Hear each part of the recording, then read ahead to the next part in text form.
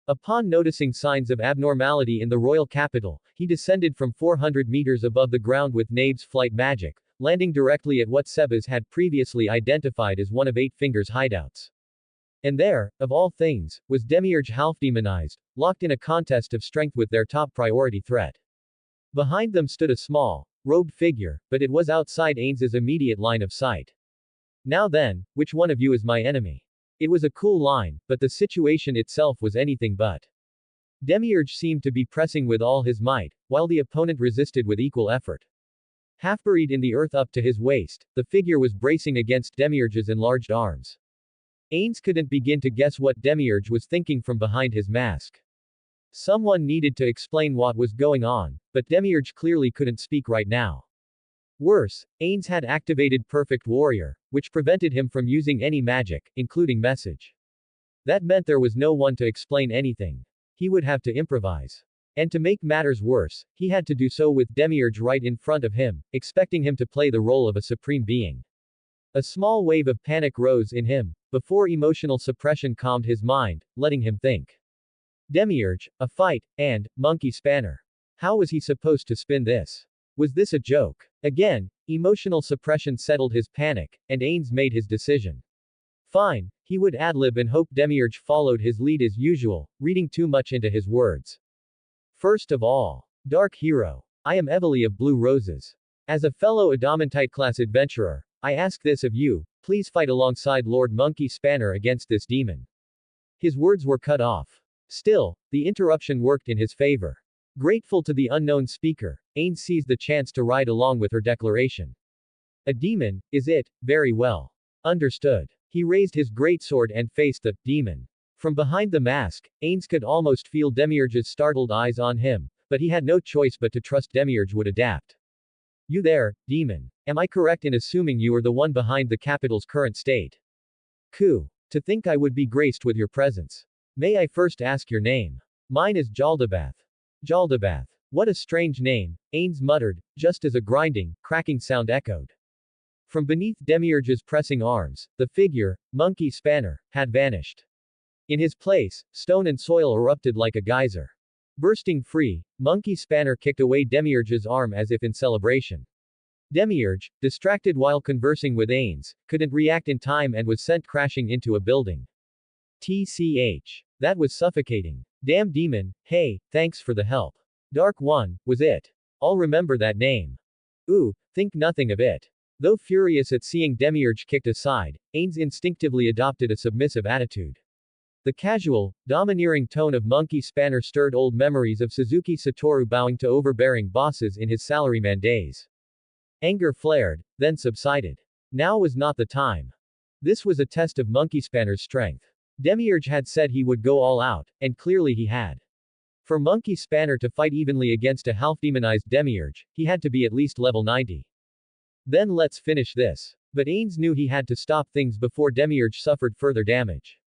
Black tentacles suddenly erupted from the wall where Demiurge had crashed, lashing toward Monkey Spanner. He dodged with surprising agility for his massive frame, but the tentacles weren't meant to strike. Instead, they embedded in the ground and spread a dark miasma.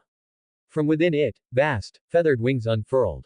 Throne of the demon, wings of 1,000 tentacles, how impressive. Truly, you are worthy of being called the strongest in the world, Monkey Spanner El Dragondream, great head of a mighty clan. Your skill is beyond praise. HMPH. Not bad yourself. Though covered in dust and debris, the demon floated into the air, his mask unscathed. His wings resembled feathers, yet stretched like flat tentacles. Running away. Monkey Spanner sneered. That is exactly right. Even for me, facing the two of you together would be too much. To fall here would be unacceptable. To encounter two such unexpected powers in a place like this, luck is not on my side today. Then why cause all this? Ains interjected. The demon turned his masked face toward Ains. His expression was impossible to read, just as Ains's skeletal one was hidden behind his helm. To ask a demon his purpose, foo-foo, how amusing.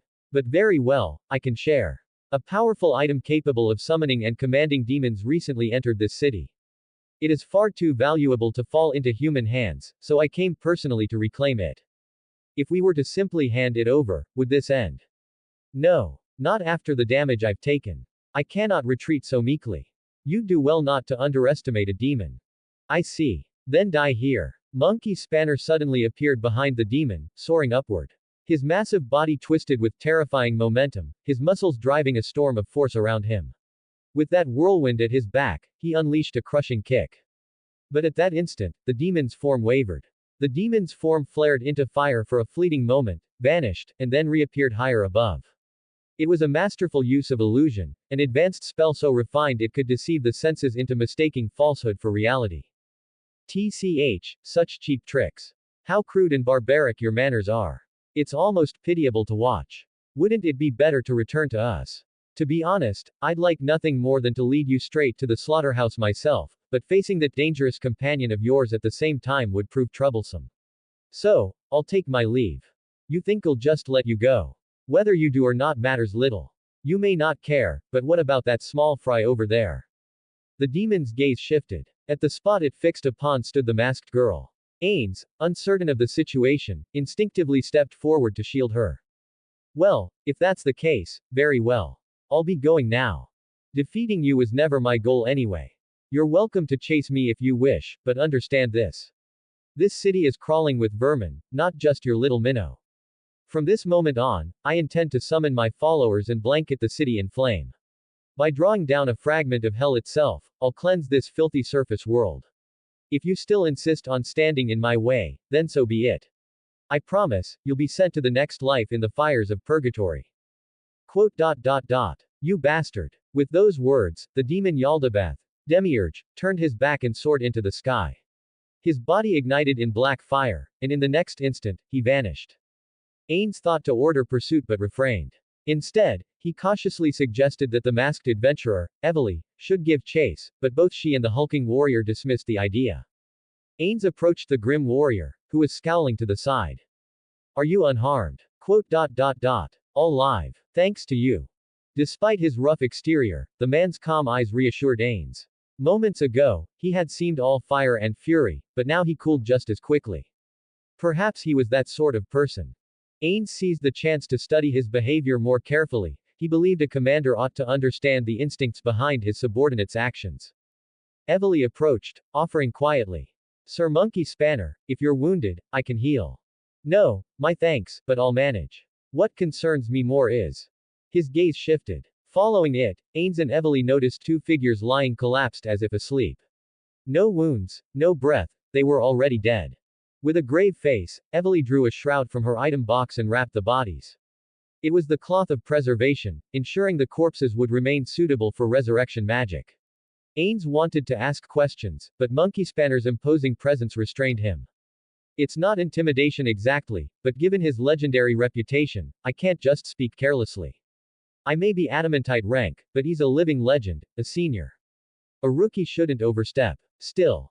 He wrestled with whether to probe further. Monkey Spanner finally exhaled and shook his head.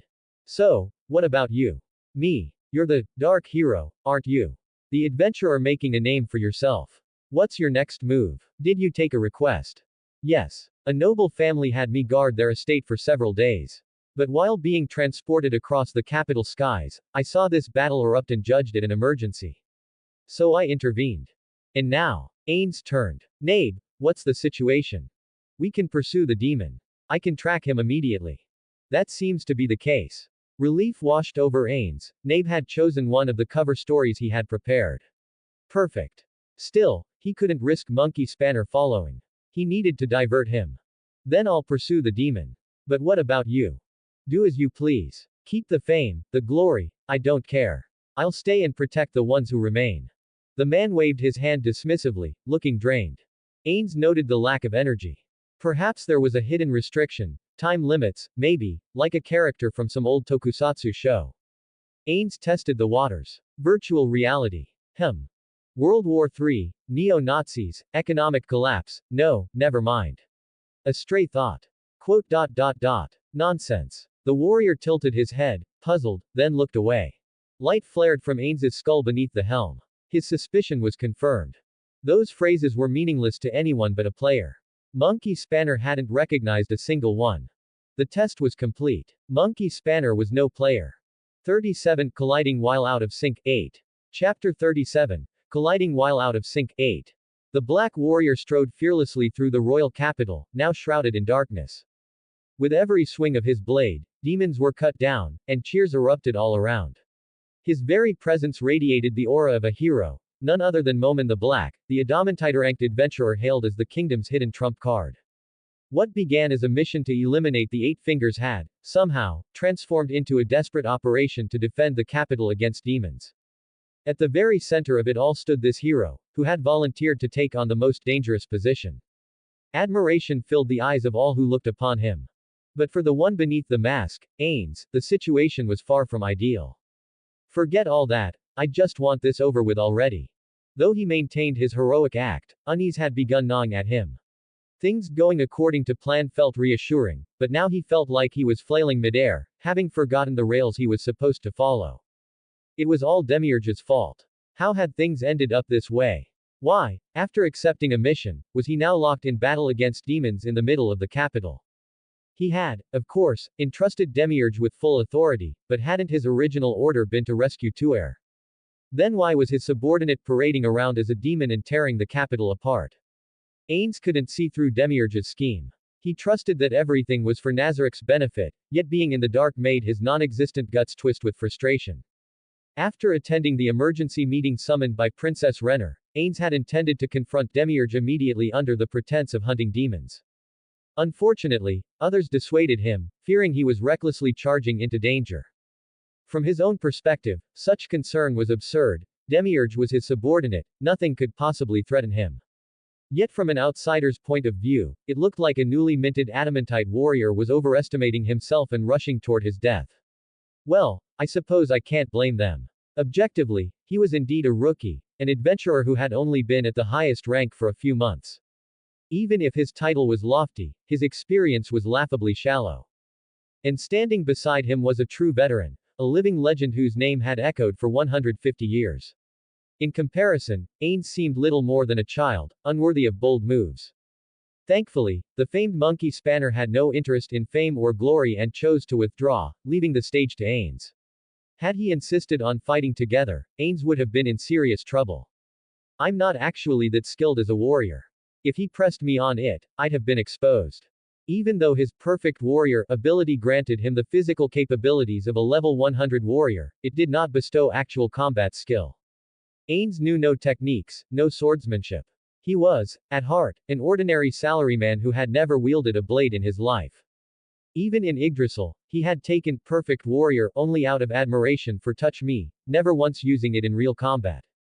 Months of practice had allowed him to play the part of a warrior, but it was still just an imitation.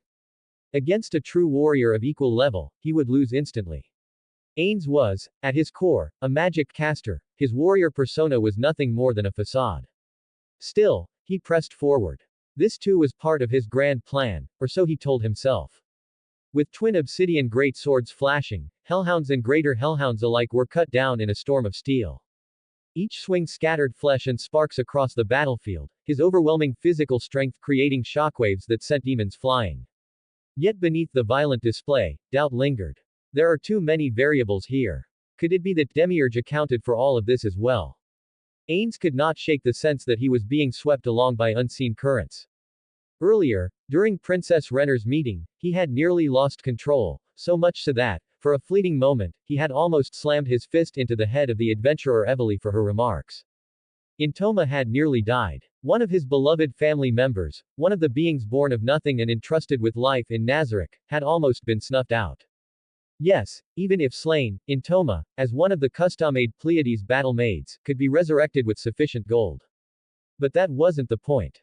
The fact that she had been pushed to the brink of death was unacceptable in itself.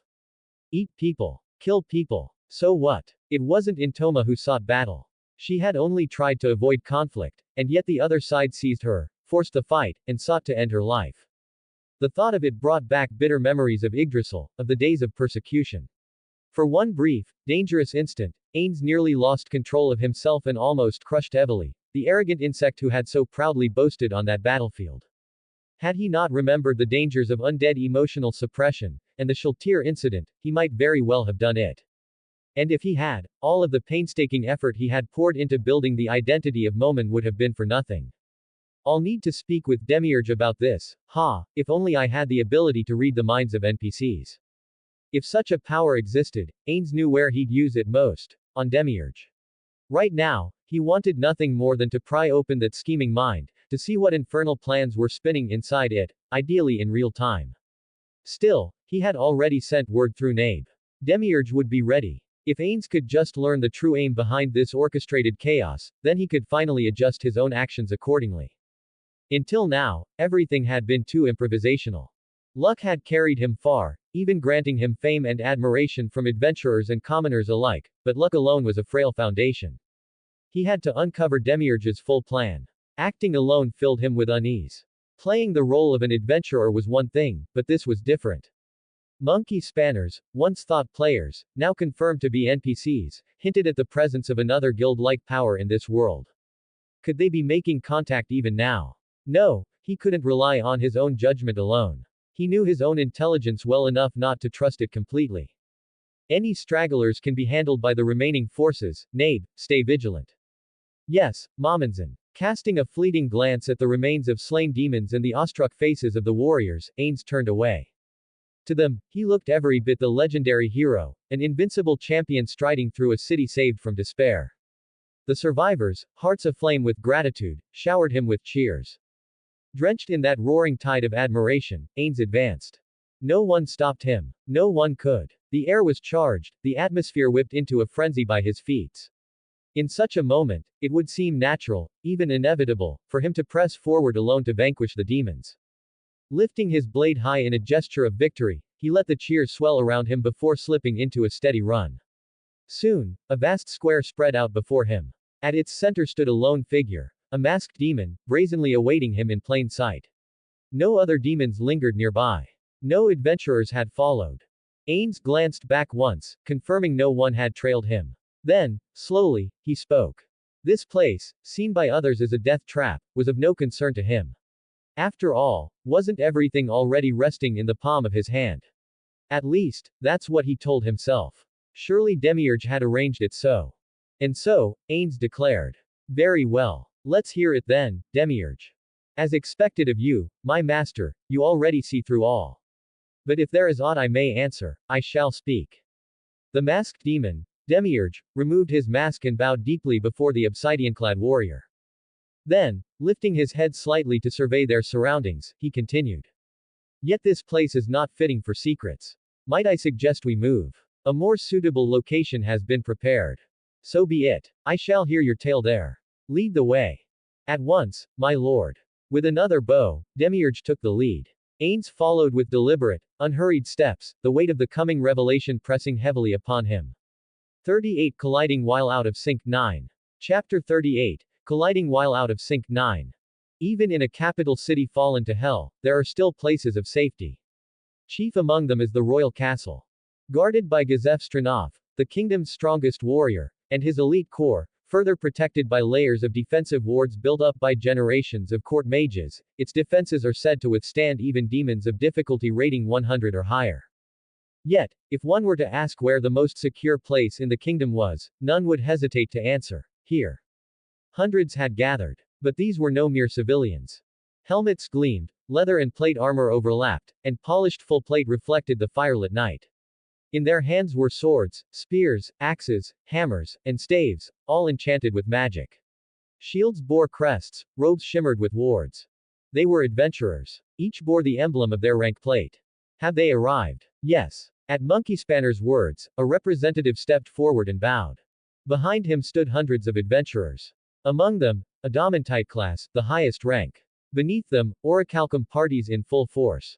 Dozens of Mithril and Platinum parties stood in orderly ranks like trained battalions. And yet, what truly set them apart was not their number, but their equipment. Every weapon gleamed with enchantment, every armor piece carried magic.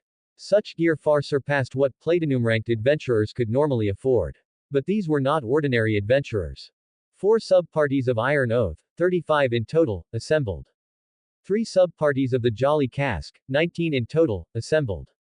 3 sub-parties of Cranium, 26 in total, assembled. 3 banners stood raised. A shield marked with clenched fists. A frothing barrel spilling ale, painted with a laughing face. A banner split with jagged stone. Each represented an orichalcum-ranked party. Yet they were not lesser, because of lack of skill. In terms of ability, and the enchanted items they wielded, they were in no way inferior to famed groups like Blue Roses or Red Drop. They remained at orichalcum rank for a reason. To them, there could only be one adamantite party. To place themselves at the same level would be an insult to their name. Thus, their banners stood not in defiance, but in loyalty, each swearing fealty beneath a greater crest. Kneeling at their head was a young man, helm replaced by a silver-white headgear. With this, Lord, the 10 parties stationed in the capital, of the 27 under the Re-Estais kingdom's dragon's dream, stand assembled. Well done, Rot. This was no safe summons, yet you brought them without fear. No fear at all. To stand upon the battlefield at your side, Lord Monkey Spanner, it is the highest honor. The young man's eyes shone like stars. Rot, one of Dragon's Dream's own, who had, despite his youth, honed his talents and earned his place in the legendary party. And now, the impossible had come to pass. To fight beneath the same sky as his clan lord. For generations, the clan heads of Dragon's Dream had been spoken of as beings beyond heroes, wielders of transcendent might. None had ever fought side by side with them. They were too distant, too otherworldly. A lineage stretching back 150 years, noble houses and royal families alike had sought to bind themselves to this power. Kings and dukes had begged the clan to take their daughters as wives or concubines, to mingle blood and secure strength. But Dragon's Dream had always refused. Even when the Dragon Kingdom's princess made a public proposal, risking an international incident, the clan lord turned her away without hesitation. How then was succession secured? By the most enigmatic of means. Each clan head appeared one day with a chosen successor, introducing them publicly without warning. And every such heir, though unblooded, was as powerful as their predecessor. Their strength, their mystery, their refusal to bend to kings or crowns, these made Dragon's Dream something greater than a guild, greater even than a nation.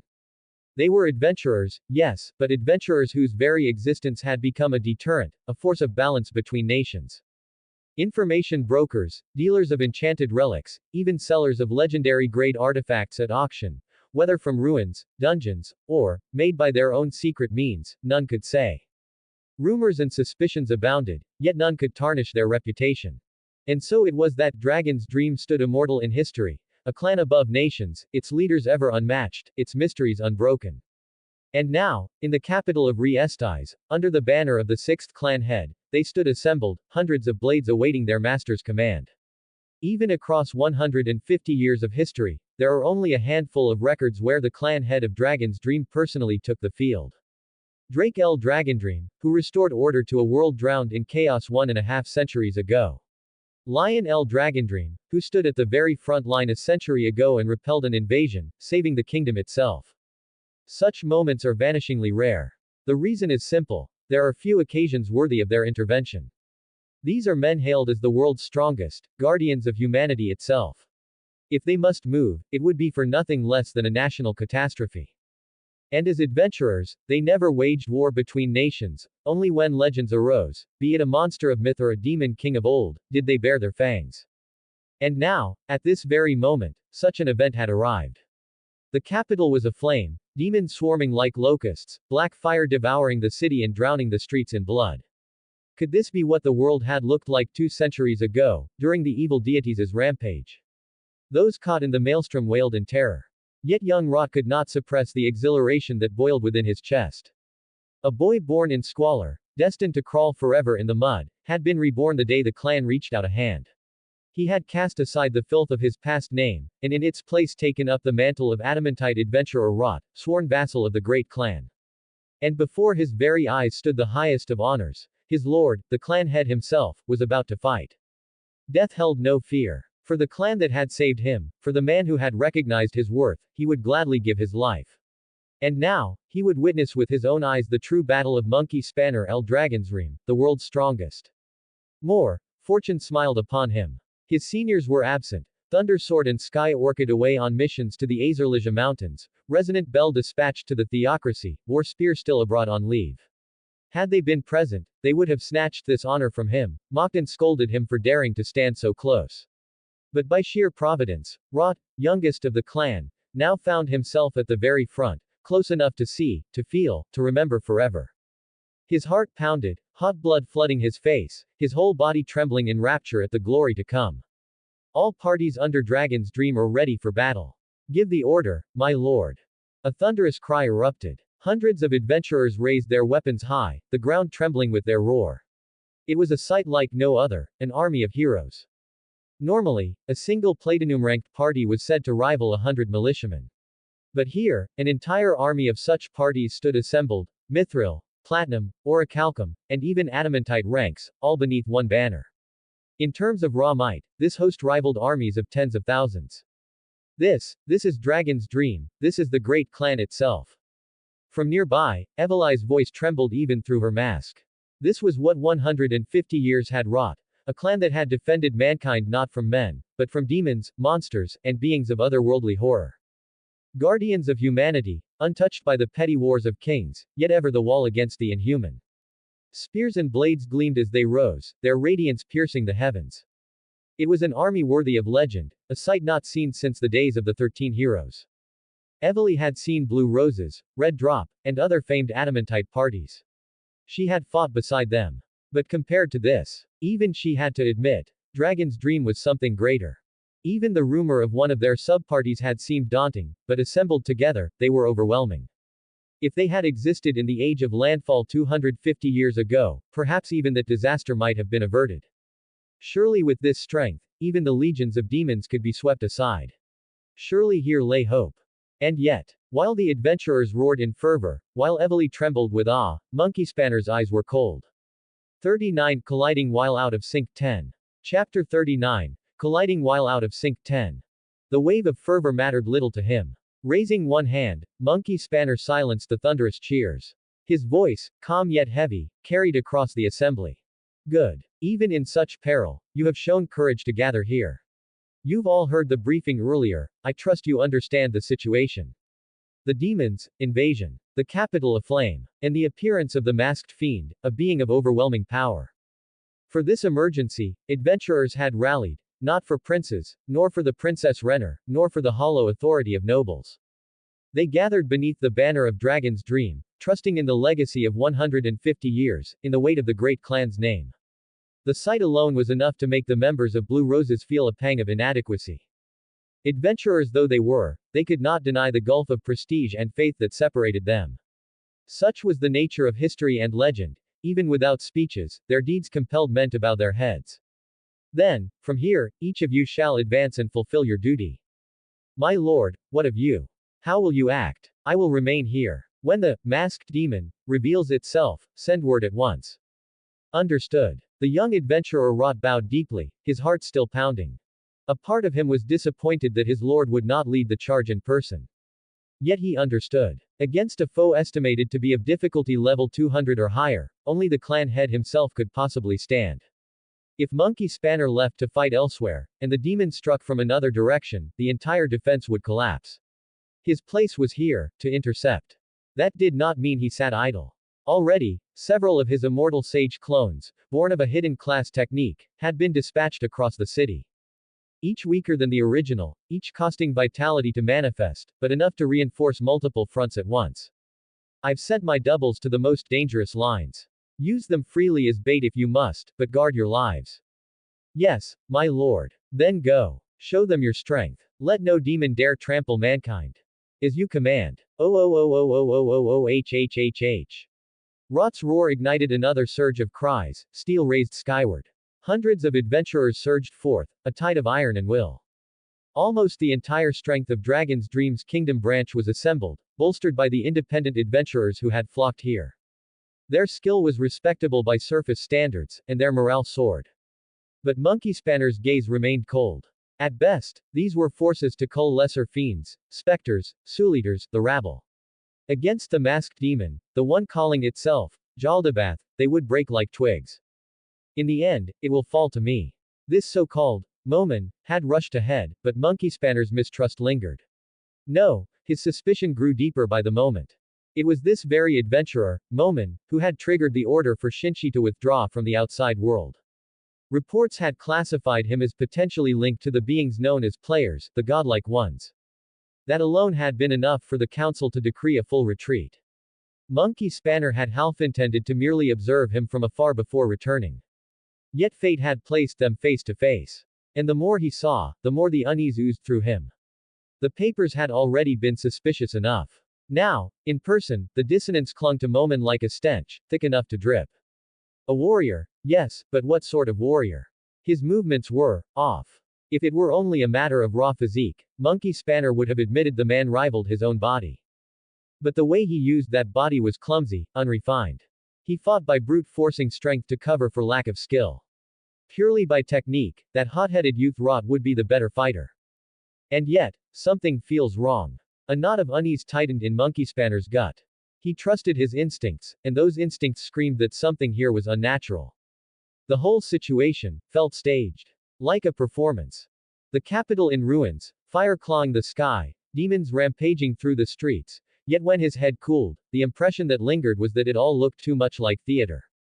That impression had peaked when the masked demon clashed with him, and suddenly, clad in obsidian armor, this, Momin, descended. The heat in his blood evaporated in an instant. Too convenient. Too contrived. Others, distracted by chaos, likely failed to notice.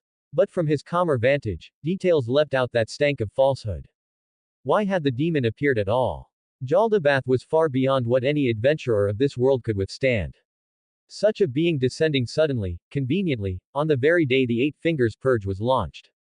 Laughable. And its reason? Searching for a summoning item.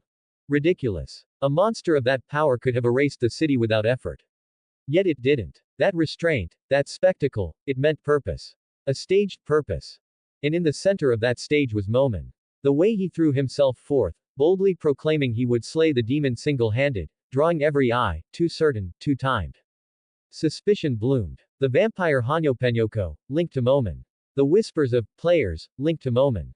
And now this attack, with him in the spotlight again. Every road led back to that black-clad adventurer. What is he after? Why force the world to look at him? The memory of Princess Renner surfaced then, her mask-like smile as she requested the purge of the Eight Fingers, treating Monkey Spanner like a hired thug. He had laughed at her arrogance, certain she underestimated how easily he could swat her aside. But was it arrogance? Renner was no fool. In cunning alone, she might match even Orochi or Mary. Perhaps she knew more than she ever let slip.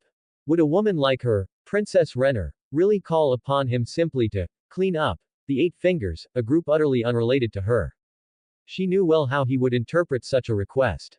No, Renner was not that foolish. She was someone who weighed everything in numbers. If something brought no benefit, she would not do it. Only in matters involving that boy, Climb, did she seem to cast aside such cold arithmetic. But the Eight Fingers. No, that didn't fit.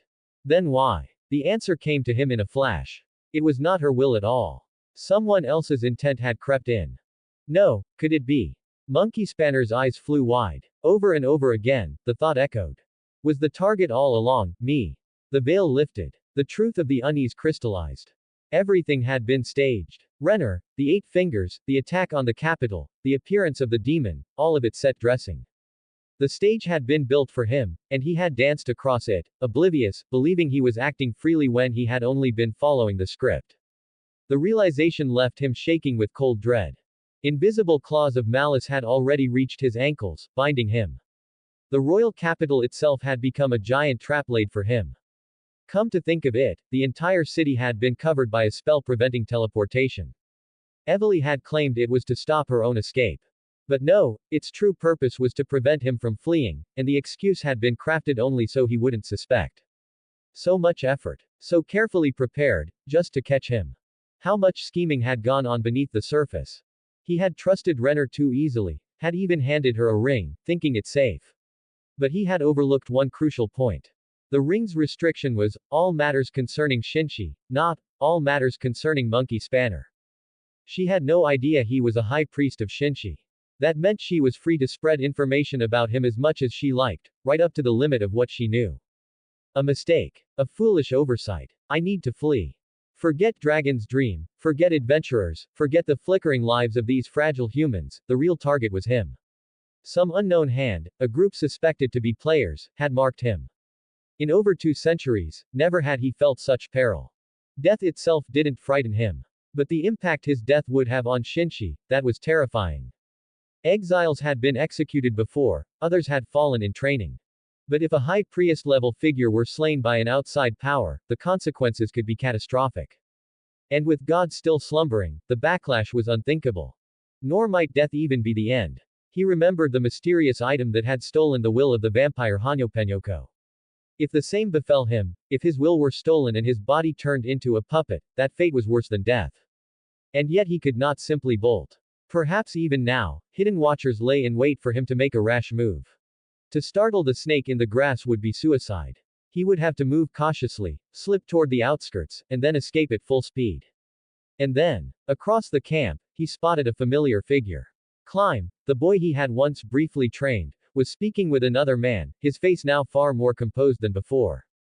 Monkey Spanner's sharpened hearing caught every word, though they were spoken tens of meters away, as clear as if whispered in his ear. That fire, it was terrifying, a spell of unspeakable power.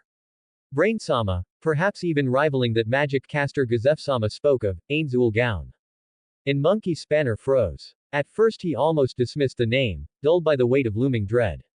But then it struck home, and this time his eyes nearly burst from their sockets.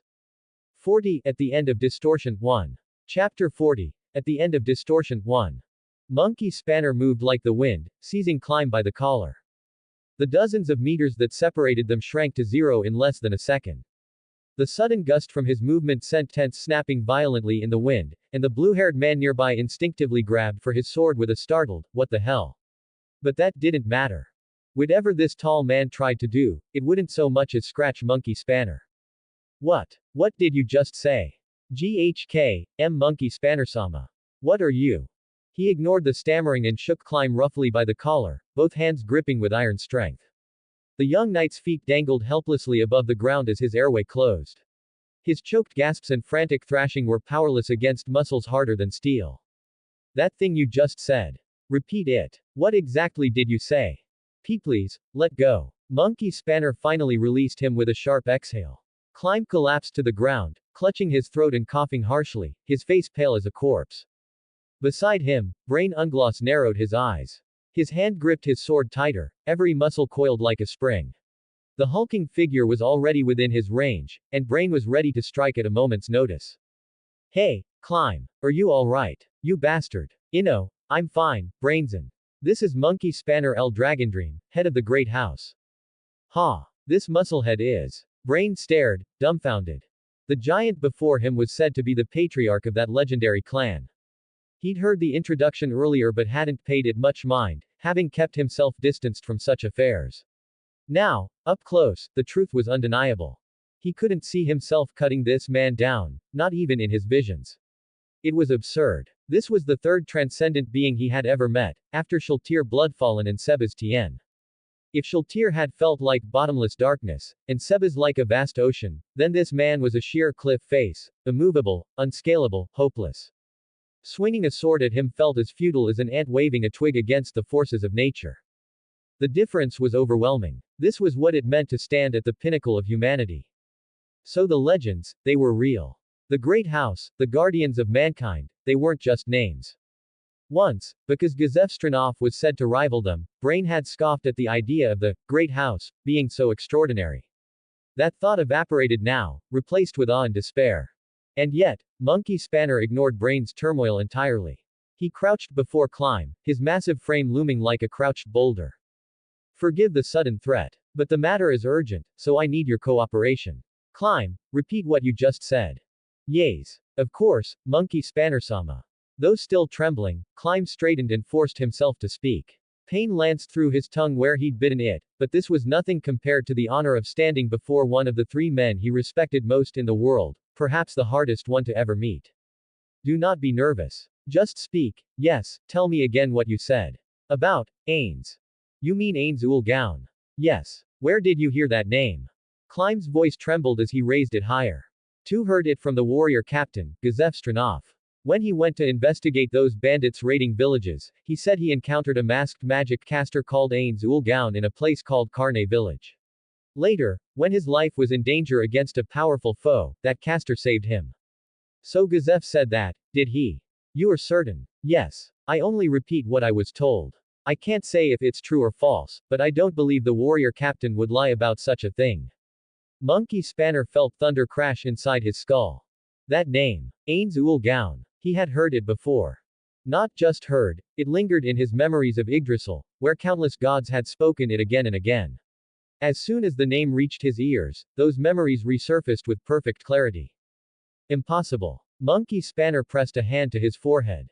Climb froze, cowed by the overwhelming presence before him, but the man no longer even saw him. This was information of colossal magnitude, no, catastrophic. Gazef had mentioned being saved before, but Monkey Spanner had dismissed it amid talk of the theocracy's schemes. Now, by sheer accident, he had stumbled upon the name of names. Ains Ul Gaun. It was carved into the very records of Shinshi. Every first-generation citizen, every NPC with memories of Yggdrasil, had been required by law to record what they remembered and submit it to the Great Archive. Among those records, one name appeared more than any other, Ains Ul Gaun. And the descriptions were always the same. The strongest DQN guild. A den of perverts. The most powerful small elite force on the server. A nest of demons. The rumors were endless, ranging from ridiculous to terrifying. But stripped of exaggeration, the conclusion was unanimous. They were extremely dangerous. A guild of aberrations, a cabal of villains, a nest of monsters. The guild itself had been founded for heteromorphic beings, with the goal of opposing and eradicating beings of light. And though it numbered only 41 players, in all of Yggdrasil there were scarcely any powers that could truly oppose them. Compared to Shinshi, of course, their scale and resources were far smaller. But the fact that such power was concentrated in so few, that was the problem.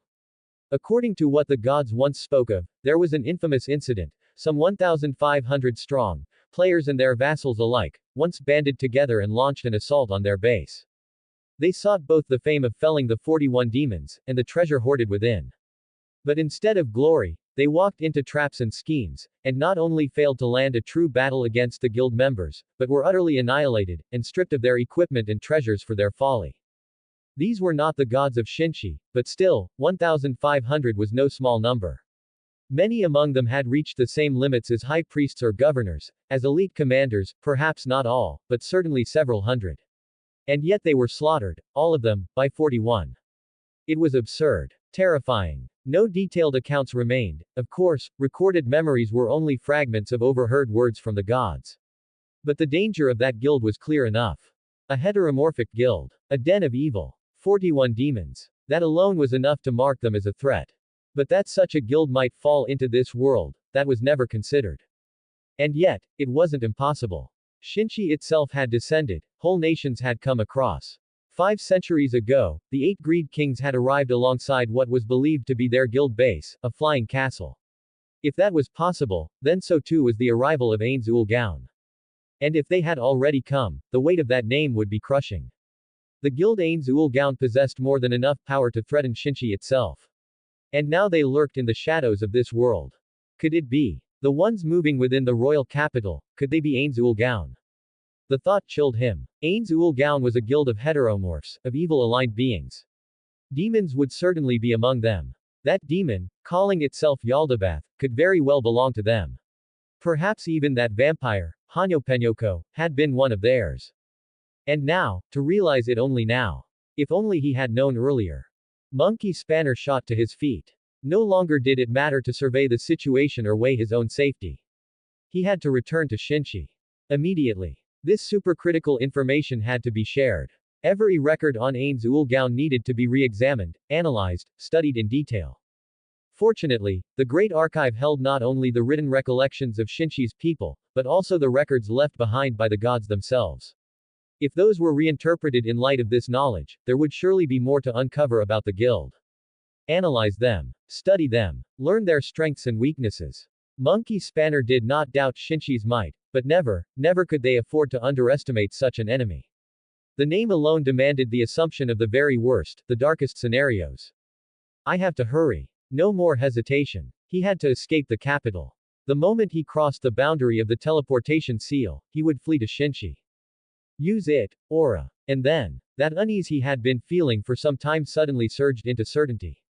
Monkey Spanner's instincts flared, clearing his mind in an instant. Still crouched, he leapt. Climb and Brain, seated nearby, could only gape as the giant burst upward through the tent in a single bound. Damn it! Something unseen was upon him. Dangerous. Dangerous. Dangerous. A threat unlike any he had ever felt in over 2 centuries bore down upon him. Lethal. Inescapable. Inno. He screamed, thrashing his limbs, fighting desperately against the unseen grip. Something was closing around him, smothering him. Fatal. Terribly, fatally dangerous. He had to break free. But his struggles were meaningless. The world, the world, swallowed him whole. If you want to read 10 advanced chapters ahead, visit my Patreon, patreon.com/vanity01.